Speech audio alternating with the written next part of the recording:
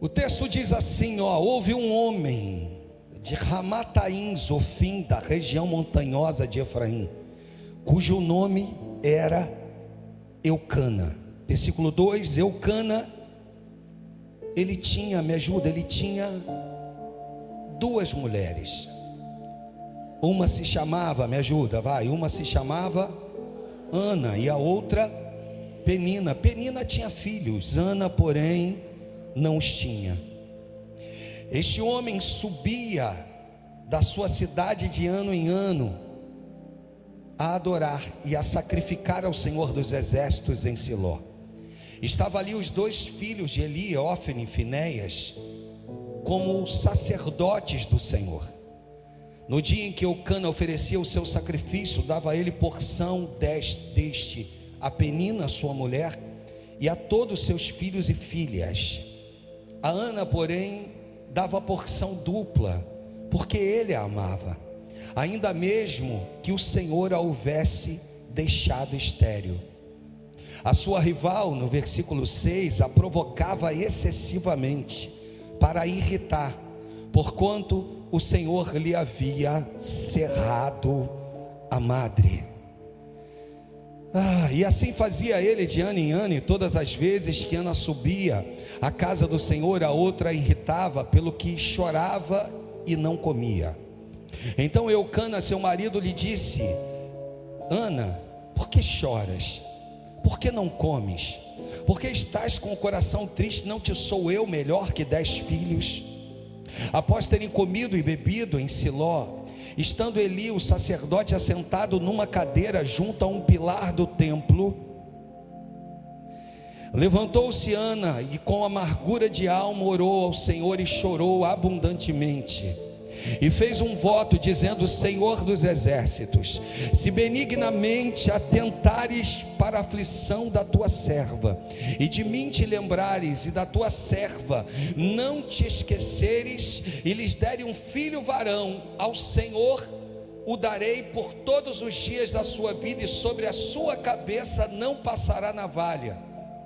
Demorando-se ela no orar perante o Senhor, passou Eli a observar-lhe o movimento dos lábios, porquanto Ana só no coração falava, seus lábios se moviam, porém não se lhe ouvia voz nenhuma. Por isso ele a teve por embriagada.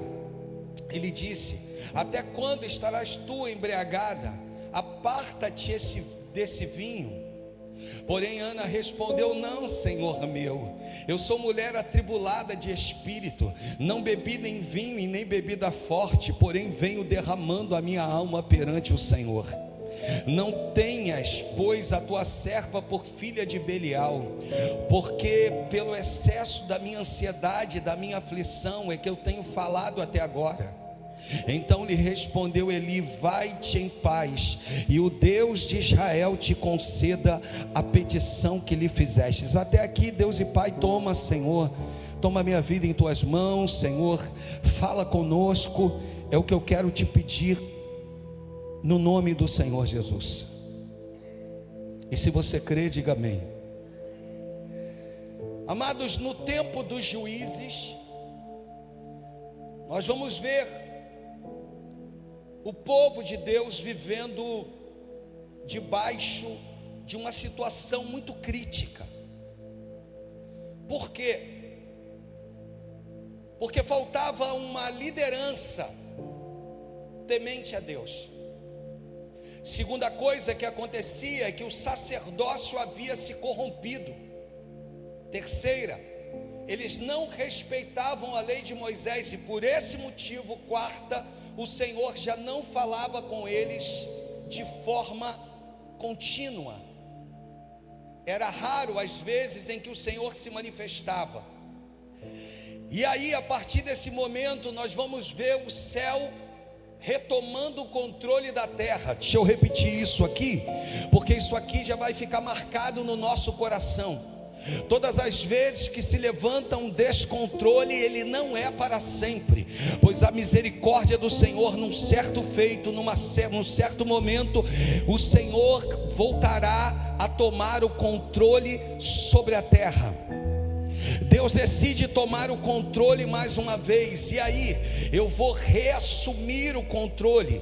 E o que ele faz para reassumir o controle? Ele vai enviar um bebê. E isso aqui pira a nossa cabeça. Por quê, pastor? Porque agora Deus vai enviar um bebê que vai ser capaz de mudar a história da nação de Israel. Esse bebê que está por vir é Samuel. Samuel é o único tríade da história. Além de Samuel ser o último juiz da história, Samuel era juiz, Samuel também era profeta e Samuel também era sacerdote. O Senhor vai enviar um bebê com o objetivo de dizer: eu vi, não gostei e resolvi descer para mudar essa história. Você está entendendo? Diga amém. Você vai ver Deus mudando a história do povo de Israel quando eles estão cativos no Egito, através de um bebê chamado Moisés. Nós vamos ver Deus respondendo à aflição do seu povo, quando Deus também envia um bebê por nome de Jesus. Bebê, pastor, e por que isso tem um peso tão grande? Porque a chegada de um bebê traz nova vida, novos começos, novos futuros e uma nova unção. Eu vim aqui dizer que bebê tem a função de alegrar uma casa. Eu vim aqui dizer que o bebê tem uma função de alegrar a parentela.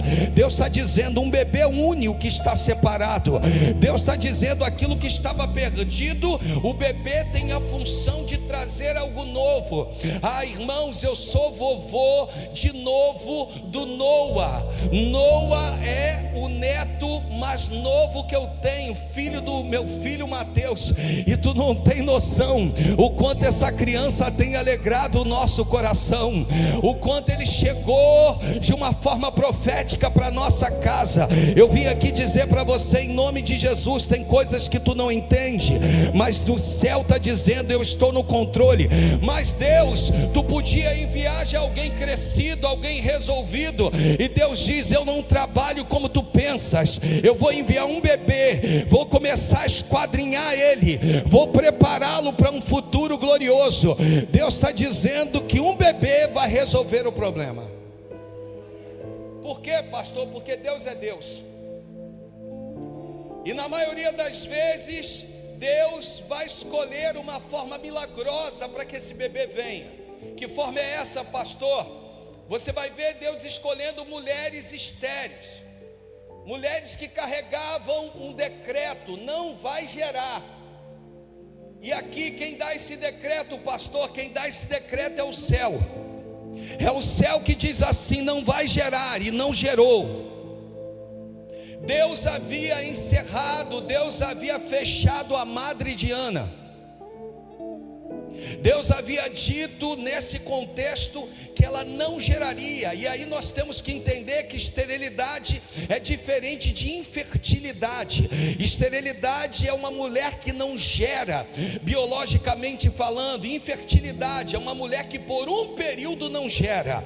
A mulher, quando está passando pelo ciclo menstrual, ela está passando por um período de infertilidade. Não significa que ela é estéril. Naquele momento ela não vai gerar. Não é o caso de Ana. Ana está debaixo de um decreto, e o decreto quem deu foi o próprio Deus: não vai gerar. E a pergunta é: quem é que pode mudar o decreto do céu? Quem é que pode mudar o decreto do Todo-Poderoso? Só que tem um detalhe: a casa que era estéril sofria.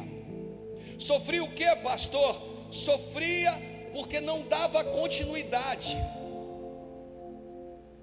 E Eucana era de uma família, e eu tentei buscar sobre isso, uma família em que ele possuía supostamente outros irmãos que geraram, que tinham esposas que geravam.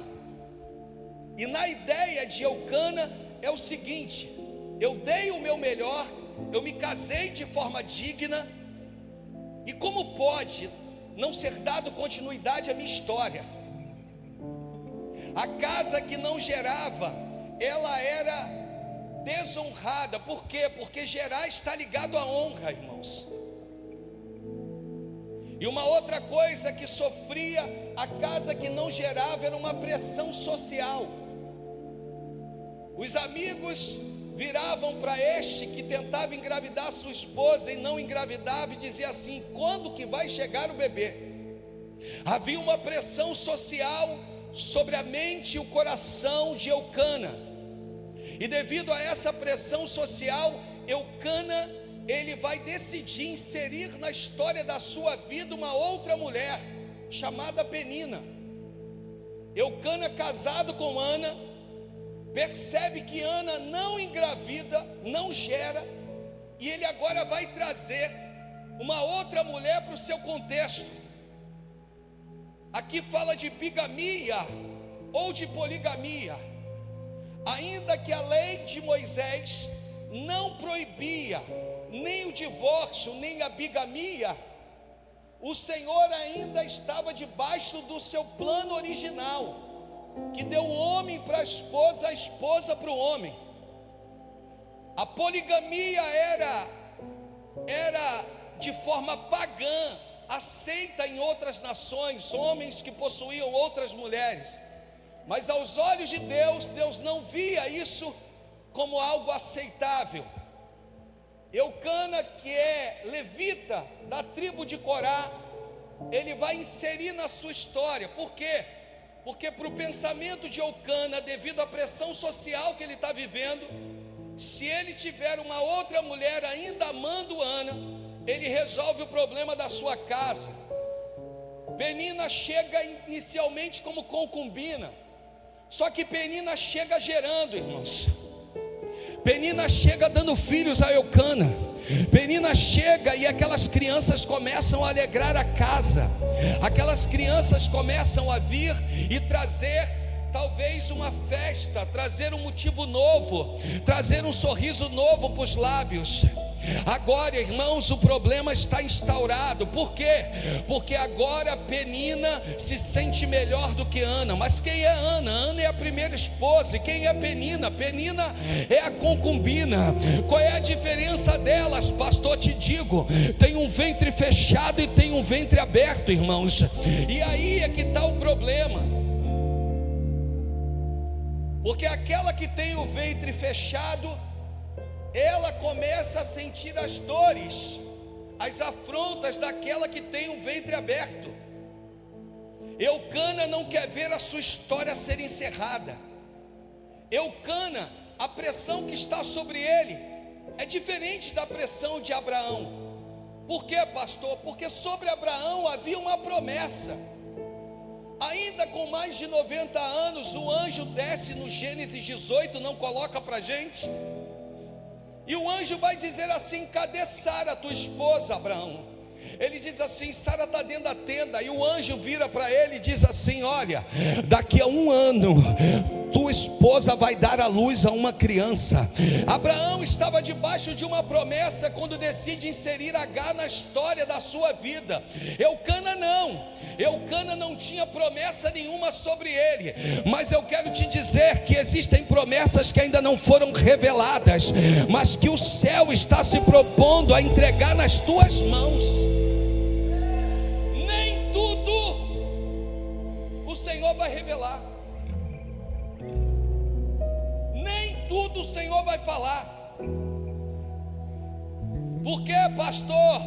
Porque faz parte. Eucana vai se movimentar, ou vai movimentar uma peça fora do contexto. E todas as vezes que a gente movimenta uma peça fora do contexto, existem efeitos colaterais. Deus está virando para a igreja, está dizendo: aprenda a obedecer os preceitos do céu. Aprenda a entender o que eu, o Senhor, tenho para entregar para a vida de vocês. E Ana, seu nome significa agraciada ou cheia de graça. Mas agora no contexto nós vamos ver uma graciada sem graça. Nós vamos ver alguém que era para estar sorrindo, chorando. Deus está virando para você e começa a te entregar aqui algumas coisas para poder aquietar o teu coração. Ele está no controle, e além de estar no controle, Ele sabe o porquê fechou a madre. Aqui nós vamos perceber a causa da esterilidade de Ana. E o que a gente aprende aqui? O Senhor fechou a madre. Repita comigo, diga assim: o Senhor fechou a madre. Nós estamos habituados, PV, nós estamos habituados a celebrar somente um Deus que abre portas. Nós não estamos habituados a celebrar um Deus que fecha portas. Nós estamos habituados a celebrar um Deus que cura, mas nós não estamos habituados a celebrar um Deus que se manifestou, mas não curou.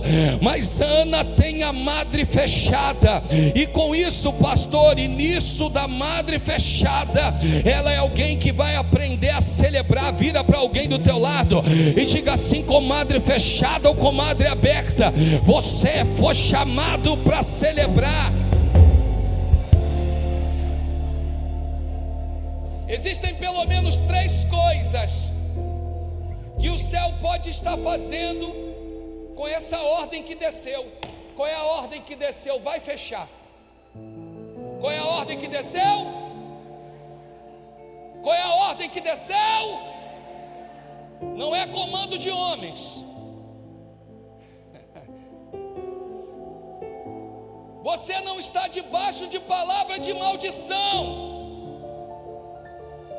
Desceu uma ordem, e a ordem é o seguinte: a madre vai fechar. O que eu faço com isso? Deus quer mostrar para nós de que existem pelo menos 3 coisas que acontecem quando Ele fecha uma porta. Primeira, está te dando um grande livramento. Deus está dizendo: não reclame da porta que está se fechando, porque existe um Deus dando livramento. Segunda, Ele pode estar te treinando para coisas maiores. Toca na pessoa do teu lado, diz assim: se fechar, não se preocupa, porque a próxima que vai abrir, a tua experiência vai ser muito maior.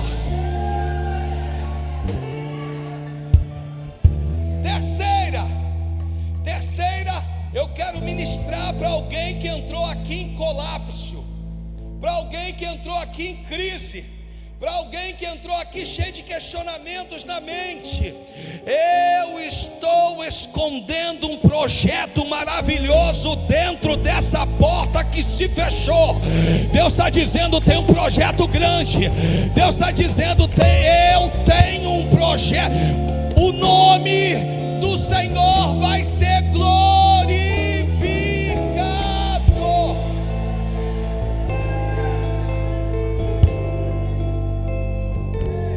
Troque miúdos, pastor, eu troco. Vira para o irmão do teu lado e diga assim: você vai voltar a sorrir.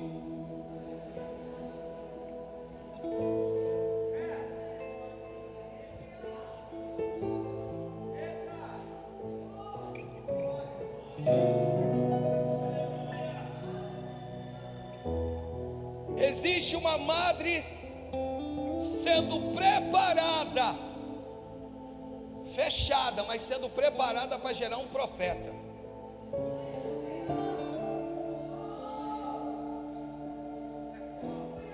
Vamos entender essa temática. Chegou o momento em que Ana vai precisar se movimentar.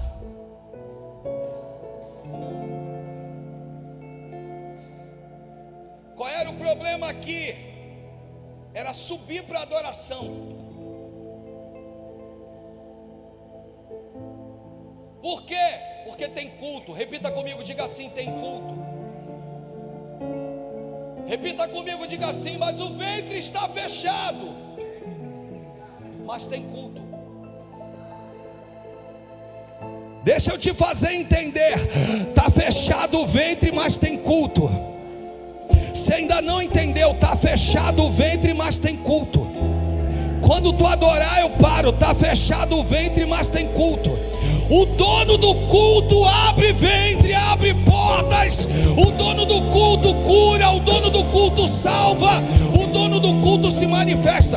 Deus está dizendo: não para de adorar. Está fechado, mas não para de adorar. Está fechado, mas não para de subir. Está fechado, mas continua.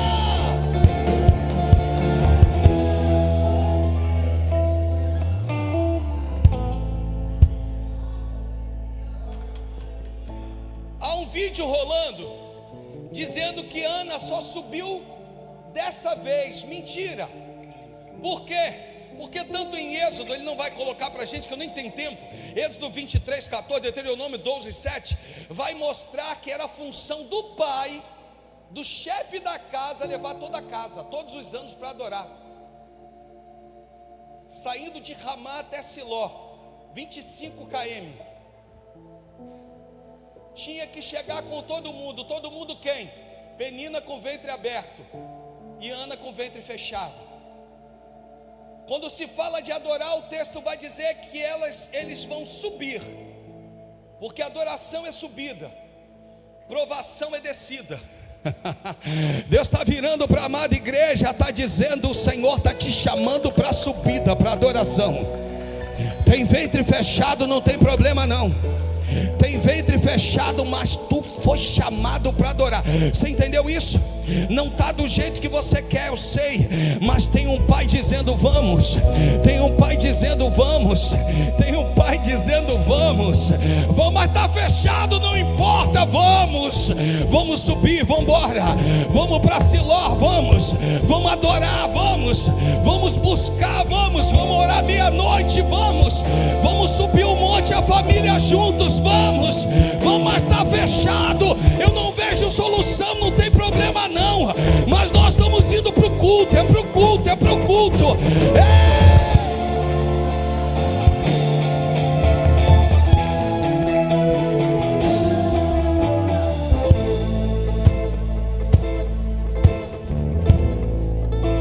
Aqui eu aprendo que é fácil subir quando eu tenho.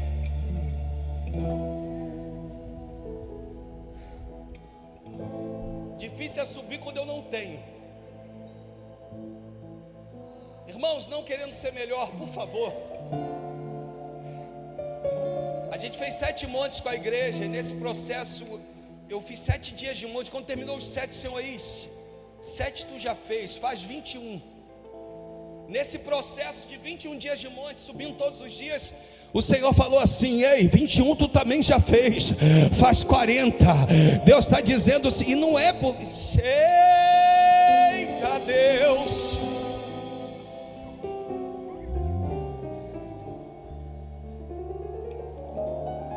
Não é porque eu acho que eu estou indo e que Deus...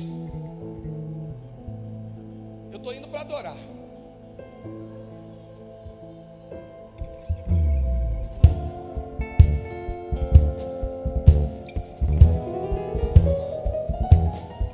Porque eu aprendi como crente que comadre aberta ou comadre fechada,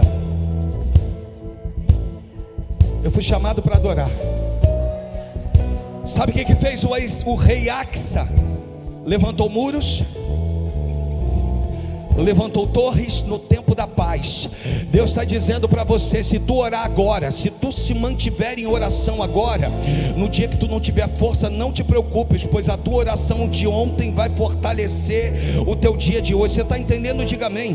Tem gente que foi sustentada por uma oração que fez ontem. Você está entendendo? É teu papai que está lá? É aquele homem com aquela barba bonita, é ele. Tem orações que Deus manda te dizer, que chegaram ao trono da graça. Por quê? Porque Deus recebeu, mas não foram orações que tu fez hoje. É uma conduta de fé e regra e prática que tu estabeleceu com o teu pai ontem. E quando eu digo de ontem, eu digo do passado. E Deus está dizendo: por isso que eu estou cuidando, por isso que não teve choro, por isso que não teve lágrimas, por isso que não teve luto na tua casa, porque Deus prevaleceu.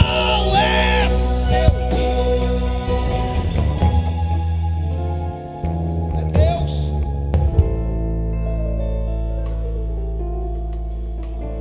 Ana decidiu não negociar. Irmãos, deixa eu te entregar que eu sei que o horário aqui já foi.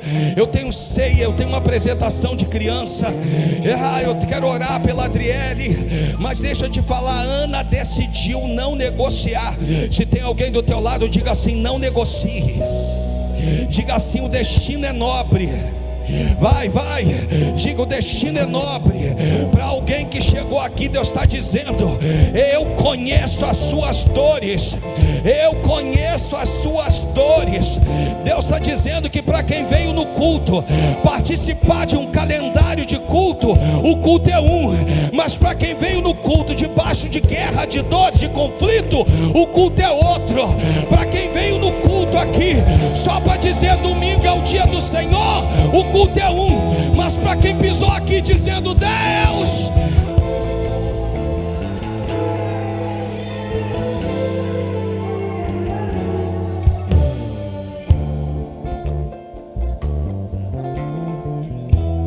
você chegou aqui em guerra. E tem um detalhezinho aqui: dependendo da subida, eu nem anotei isso aqui, mas Salmos 84, versículo 7 fala sobre isso. Vão indo de força em força, cada um deles diante do Deus de Sião, em Sião. O que está acontecendo aqui? Estão indo para adoração. Vão indo de força em forças é o que, pastor? De força em força é o que, pastor? É um do lado do outro. É quando me faltarem forças, a tua força me movimenta. Deixa eu repetir: quando me faltarem forças, a tua força me permite continuar a caminhada. Por isso que é bom congregar, irmãos. Por isso que Deus não te chamou para ser crente em casa. Deus te chamou para congregar. Por quê? Porque quando te faltarem forças, na subida da adoração, quem está do teu lado vai dizer: não para não, vamos embora, continua seguindo, Deus é contigo, vai. Mas eu estou triste, desanimado. Mas não para não, prossiga. Você está entendendo isso? Diga amém. Dependendo da subida, a companhia ajuda. A companhia ajuda. Mas e no caso de Ana? No caso de Ana, ela tem Penina, que vai irritá-la excessivamente, diz o versículo de número 6. Alguém já foi irritado excessivamente? No caminho de subida para adoração?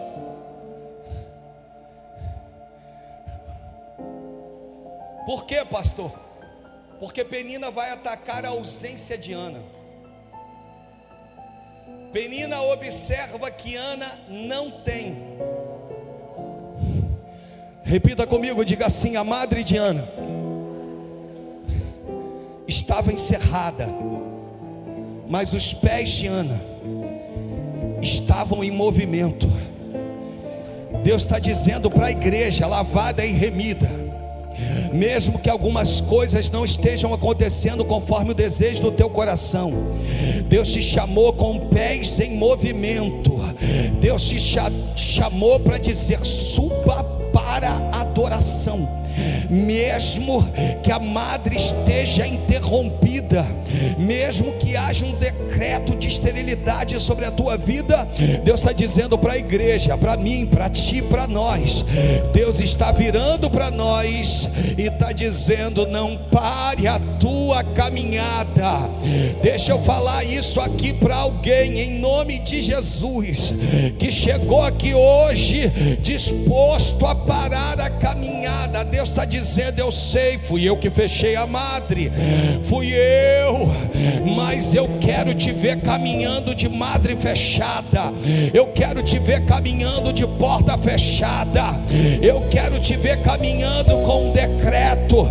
Que decreto vai fechar? Eu quero te ver me adorando com um decreto. Qual é o decreto? Não vai permanecer aberta, mas nós somos crentes. E Ana era crente. Vira para alguém do teu lado e diga assim: tu é crente, varão, tu é crente, varoa. Não pare a tua casa.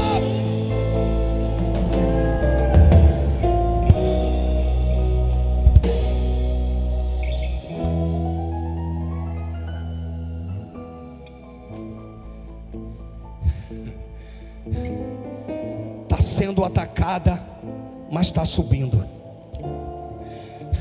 Está com a madre fechada, mas está subindo. Deixa eu repetir, está sendo atacada, mas está subindo. E Penina vai irritar excessivamente. E Penina decidiu transformar o caminho da adoração num lugar de competição. E Penina percebe que Ana está desestabilizada. Penina quer deixar Ana instável. Instável com I é diferente de estável. Estável é constância, firmeza. Instável, pastor, instável é incerteza. Penina quer gerar distração em Ana. Deus está dizendo, no meio desse acontece ou não acontece, abre ou fecha, Deus está dizendo, não se distraia. Tem uma voz ecoando, essa voz não vem de mim. Tem uma voz do mundo espiritual falando, essa voz não é minha. Não se distraia. Permaneça caminhando firme. Não se distrai. Como que Ana faz, pastor, para não se distrair? Ana está subindo com um propósito. Repreende essa voz. Essa voz é para te confundir.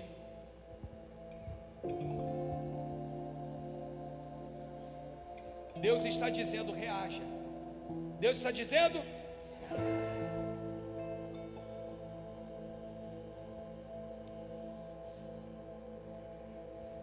já que tem uma área parada, os meus pés estão em movimento. Não era uma voz, era uma seta. Penina descobriu a senha. Qual era a senha? Ela sofre porque não tem. Você não pode, diga assim, eu não posso pôr uma mordaça na boca de ninguém, porque isso seria censura, e o meu país não permite. Mas eu posso, eu posso, diz, eu posso treinar a minha audição. Deus está dizendo, treine a tua audição. Se tiver alguém do teu lado, vira para esse alguém aí, fala com ele, fala com ela, diga, treine a sua audição. Não vai ser qualquer coisa que tu vai ouvir que vai te afetar. Não vai ser qualquer coisa que vão falar que vai te afetar. Treine a sua audição. Você entendeu isso? Ofereça para Deus o melhor das suas palmas. Estou terminando.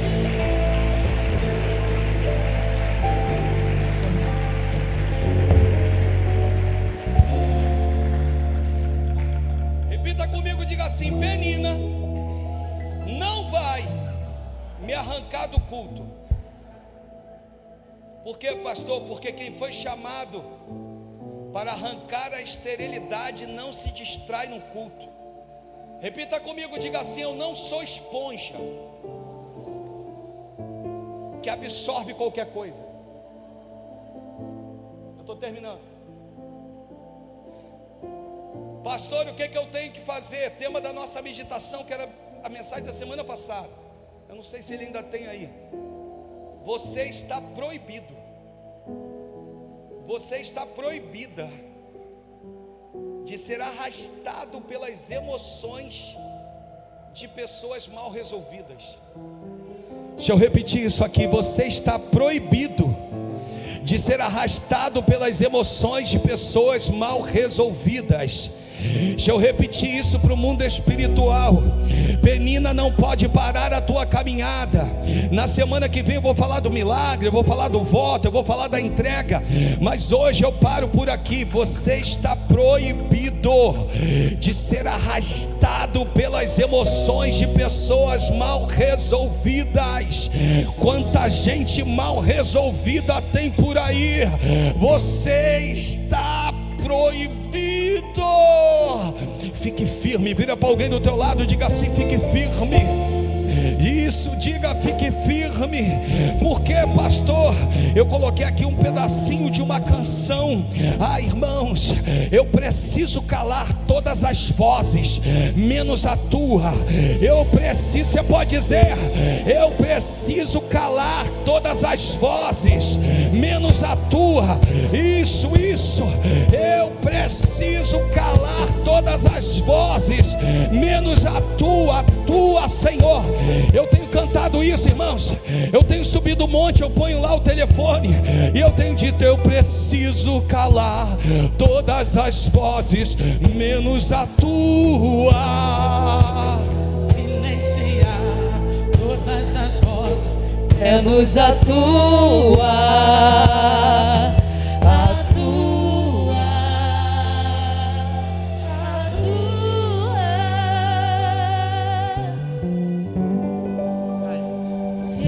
não te ouvir,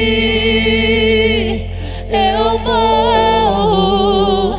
Se eu não te ouvir, eu pereço. Tua voz é livramento no meio do tormento.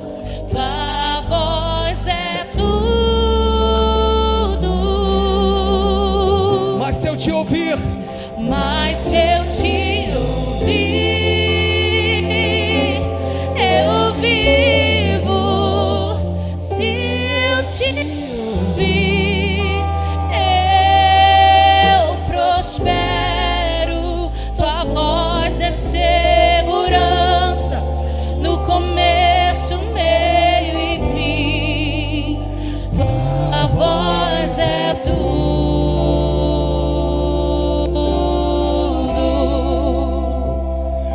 Preciso calar todas as vozes, menos a tua. Silenciar todas as vozes, menos a tua. A tua. A tua. Se eu não te ouvir, eu morro.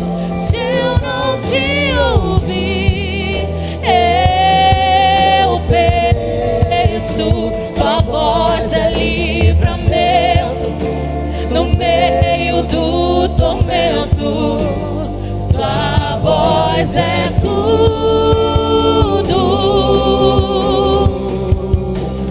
Mas se eu te ouvir, eu vivo. Se eu te ouvir, eu prospero. Tua voz é segurança no começo, meio e fim. Tua voz é tudo.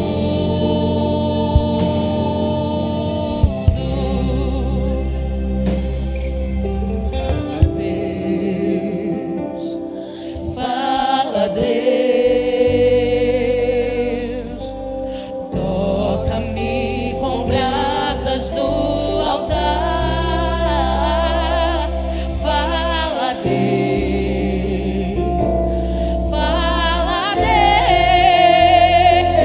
Deus, sim, alegra dentro ao teu amor. eu não sei se você vive um tempo de ventre fechado, se você tem passado por um período de porta fechada, e ainda assim você veio ao culto, e você veio debaixo de guerra. Por quê, pastor? Porque normalmente nós não encontramos dificuldade para ir para o shopping, para uma festa, mas quando fala de um culto, o aplicativo que ia te trazer cancelou algumas vezes. Quase que o carro não pega. Quando se fala de culto, fala de guerra. E eu quero, em nome de Jesus, te dizer que no mesmo dia em que Ana fez um voto, Deus mudou a história dela. Escuta o que eu estou te dizendo. Porque o meu apelo agora é somente para você que precisa de uma história mudada hoje. Pode apagar as luzes para dar privacidade. É para você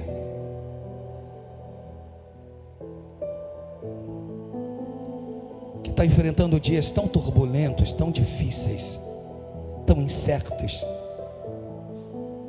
E no meio dessa subida da adoração ainda vem algumas vozes que ao invés de te estimular a continuar buscando ao Senhor, porque buscar ao Senhor não tem a ver com madre aberta ou com madre fechada. Buscar ao Senhor tem a ver com intimidade. De pessoas que vão chegar do teu lado e vão dizer assim: permaneça, vai. Deus vai ouvir a tua oração.